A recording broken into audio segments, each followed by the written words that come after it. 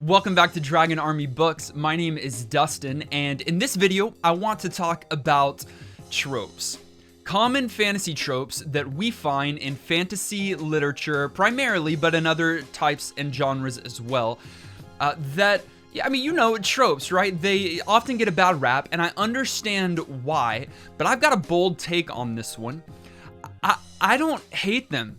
In fact, I think tropes are tropes for a reason, and I think the word and the concept of a trope should be neutral, not negative. It doesn't have to be necessarily positive, but it's just neutral. It's just saying, hey, this is a common device used in our fantasy worlds and settings. But before we get there, you know what tropes are, right? It's just this recurring images, themes, characters, types, settings that are used over and over and over and over and over again in literature, movies, whatnot. Again, tropes often get a bad rap by reviewers and readers, and I understand that because they're probably used and overused and then often used poorly. But I think that is the key word and phrase there, that tropes are used poorly. So anyways, this is a less structured video than normal. I've just had this on my mind, and I wanted to talk about it. So what I want to do with the remainder of this video is two things. One, I want to talk about some of the tropes common in fantasy literature that I actually like. And then I want to simply give a few thoughts on how tropes can be reimagined so that they don't become cliche, and that they can be used and really just breathe new life into some of the common tropes. So that is my goal for the remainder of this video. One of the most common tropes found in fantasy literature that I still like is the idea of the chosen one. Right? There is this one person, boy or girl, typically young, but that is plucked out of obscurity to do something great, to save the world, to defeat the evil one, to whatever it is. And this is often found in some major works of literature and fiction. So you find this in Harry Potter, of course, and I'll probably mention Harry Potter a few times because she used some tropes. But Harry was this boy. There was a prophecy about him. He was the chosen one. And there's some cool things there that I want to bring up later that I think Rowling did to subvert that narrative just a little bit. We'll get to that shortly. But also you think of like Luke Skywalker, right? In Star Wars. He was the chosen one to some degree. And so you've got this figure that it's often with other tropes, right? It's the farm boy or it's the urchin. This person typically doesn't have one or both parents, but they are the one that is going to change the fate of the world, save the world as we know it, save time, save history, save future, save us all. It's the chosen one. And I like it. What's not to like about there being someone who thought their life was somewhat unimportant and realizing through a series of events their life is the most important? That's fun, and that's cool to see ourselves in as well. I mean, who wants to read a story about someone that's not the chosen one? I bet that would be a good book, actually. But I still like the chosen one. And then along with the trope of the chosen one, I also really adore the trope of the mentor. This is an older figure, sometimes long hair, sometimes gray or white hair, not always, but sometimes a wizard.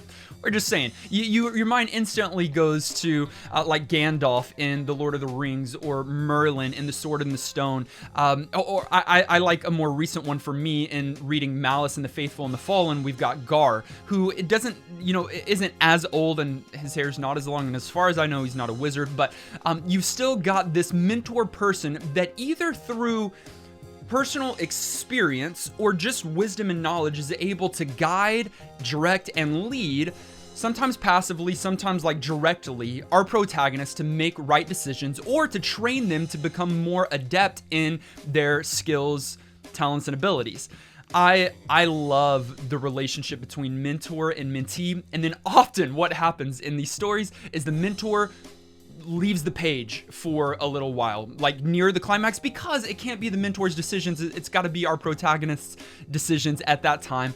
but then the thought bubble will pop up and they'll always remember their mentor and how he or she invested in their lives and what decision he or she would make. And then they make the right decision, right? That's the idea. And whether or not the mentor dies, they might show up later, either in like visions or in a spiritual way, or maybe they're not dead and just physically they come back. But I kind of like this one maybe the most out of all tropes. Scratch that.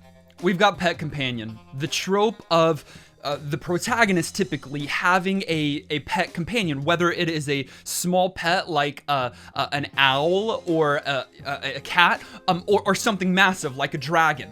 Like you can't beat this relationship, and the author often does some really mean things by having this pet companion be the loyal companion of our protagonist and team before ruthlessly taking the pet companion's life at some point in the narrative. Listen, the pet companion doesn't always have to die, but when the pet comes on the page, even though I know at some point the author is probably going to rip my heart out, I fall for it, because who doesn't like a dog that is so loyal, or a wolf that is so loyal, again, or a dragon? I just love dragons, but I love pet companions, kind of all of them. And then we've got the training montage trope. This is a series of quick events, one after the other, where a group of characters, or typically the protagonist, is power leveling. They are becoming more and more skilled in whatever they're trying to learn, whether it's swordplay or the use of some magical ability or whatever the case might be. I think that it's done really, really well in the Rage of Dragons with Tao. There are a lot of these battle montages, and then when he is training in Isiago, that's kind of the whole magic type system here, he's being able to power level, and so I like that. I think for me, it's the video game thing. Like, that's what I've done. I've always been, I don't know if I've even acknowledged this on the channel before. I've always been an RPG gamer, an RPG, role-playing game. I've always enjoyed those, Final Fantasy, Assassin's Creed, and the like. And so to play those well, you have to spend time power leveling or grinding. And so when it shows up in books, as long as it's not overdone, it's something that I still really like, because I like to tangibly see our characters getting stronger. It's a lot better to have these training sequences, these training montages, than to just see our character go from one power level to the next without any kind of explanation, or just with and a year passed. You know, that's not near as fun as seeing these quick pictures or snapshots of our character power leveling, training, being better. It's the whole Rocky effect, right? We see with the song playing behind him, we see him power leveling, we see him growing, and it's something that works in books as well. Another trope that I just really like is the heroic last stand. And it's exactly what it sounds like, right? It's when your protagonist and team think that everything is against them, and it is. And there's virtually no way of escape. They're going to lose, and so they put everything on the line, saying often, you know, like, to the death, we're going to fight. We're not going to lay down our weapons. We're going to continue pressing forward. We're going to stand here. Maybe it's because I grew up in Texas, and with Texas history, we've got the Battle of the Alamo, and they knew that there was no way of escape, but they drew the line in the sand, stepped across, and they said, hey, we're gonna stay here, and we're gonna fight it out. And although they lost, right, we won the war. We won the war. Anyways, that's ancient history. Not ancient, but I love the heroic last stand, whether it's Helm's Deep, which you probably cannot beat in the Lord of the Rings series, or even, I mean, in popular culture today with the whole movie Endgame, with the Marvel Cinematic Universe. There is this moment. Sorry, it came to mind. Another moment was from Kings of the Wild. Nicholas Eames wrote an incredible battle scene where this band of brothers stands up against an army horde, and there's no way that they're going to win. And it's just the most epic, vivid picture of people doing whatever it takes to survive the longest until either the cavalry shows up, which is another trope, or until their life is taken. And so I love it. It's epic. It's everything that I like in like that. Oh, we're gonna do it no matter the cost. And then the last trope that I really, really like is an easy one, and it's magical swords. Sue me. I don't care. Magical swords are amazing. Whether it's the swords, the shard blades, or the honor blades in the Stormlight Archive, or it's Excalibur, or it's Sting from the Lord of the Rings. If you've got a weapon, swords are amazing. But when you've got a sword that can either talk, which some do, or just have this magical ability or aura, or can like cut through reality, or can tell you when goblins or orcs are nearby, or a sword that has to be pulled from the stone, or those are just amazing. And I think it's, you know, I grew up again playing video games and Zelda with the Master Sword, and then Cloud in Final Fantasy VII with the Buster Sword, and that's not quite magical, but I love swordplay in my fantasy stories, or just really cool weapons even, but when they are magically enhanced, magically imbued, it just brings out the childhood geek in me, and I absolutely adore it. It's so much fun. See? Tropes aren't inherently evil or bad. In fact, they can be good and can be even better. Here's a few thoughts on how tropes can be reimagined or reused, or new life can be brought into old tropes so that readers can enjoy them once again, and maybe we can neutralize the word and concept of trope. The first is to use audience expectations to your advantage, and when you've got them in the palm of your hand, subvert their expectations. Because these tropes are so familiar, readers might be expecting one thing, especially if you set it out. But what you can do is get into that theme, into that story, lead people on a leash that they are expecting, and then flip the script. Turn the narrative. So it might be a damsel in distress, right? But by the time that our protagonist gets to the damsel in distress, maybe the damsel is completely taking care of herself, and she's a BA, and she's actually placed herself in the clutches of the enemy's hands because she has a master plan of getting close to the Dark Lord herself and slitting his throat. I don't know. I just made that up. I'm sure it's been done before, but carry people along the way that they think that the story or narrative or trope is going to go, and then flip the script, subvert their expectations. The second way that tropes can be used in a more effective manner is to simply write interesting characters in interesting settings. That's really all that it comes down to. As long as the characters and the setting is good, and here's when tropes are bad. It's when it's just recycled without any kind of flair, without any kind of change, without any kind of like signature stamp of what the author is trying to do or communicate differently or in a refreshing manner.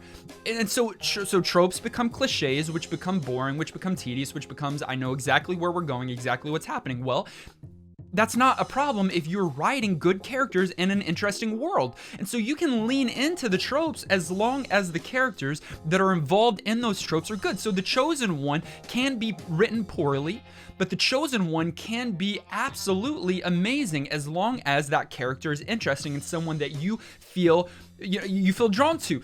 There's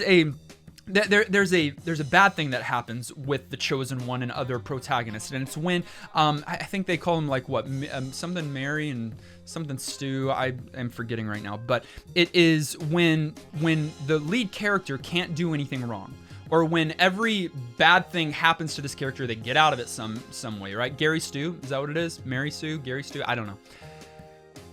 That's problematic because we as readers cannot relate, because and it's like, man, there's no more sense of drama or dread when there's a problem, because we know that the character is going to get out of it. Have moments where your character fails and fails miserably and has irrevocable damage or harm caused to them. This is what Pierce Brown does excellently in the Red Rising series. Our lead character is amazing, does a lot of great things, but a lot of tragic things happen to him and the other characters around him. So again, as long as you're writing interesting characters in an interesting setting, you can lean into tropes and they'll be reimagined. And my third and final idea is completely linked to that second one, the one that I just mentioned, and that is to use tropes to tell an emotionally compelling story. If the characters are good, if the setting is good, and if you are actually moving on the emotions of the reader, pulling at the heartstrings, causing them to sit at the edge of their seat, causing tears to well up in their eyes, causing their heart to beat faster, then who cares if you're implementing tropes? You're telling a compelling story. You've completely enraptured your audience. You brought them into the narrative. I don't know why I'm talking to you as though you're an author. I'm just saying, hey, these are things that we can look out for. We can expect and hold our authors to. And then if you are a writer and you're writing your own story, maybe think of these things. Don't pull away from tropes. In my opinion, I like tropes, and there's a reason why the general populace likes tropes and leans into them. It's because they feel familiar. There's something good about them just to start with. I think I've gone on and on this one. This is why I typically have somewhat of a script, because I just start talking. Hopefully this was somewhat enjoyable, enlightening, fun, interesting to you. Do you like tropes? I hope you do. Let me know in the comments down below which tropes you enjoy most and why it's either magic swords or pet companions or the mentor or something else entirely. Let's talk about it in the comments down below. And as always, thank you so much for watching and liking this video. If you haven't yet, click subscribe, join the Dragon Army, and we'll see you in the next one.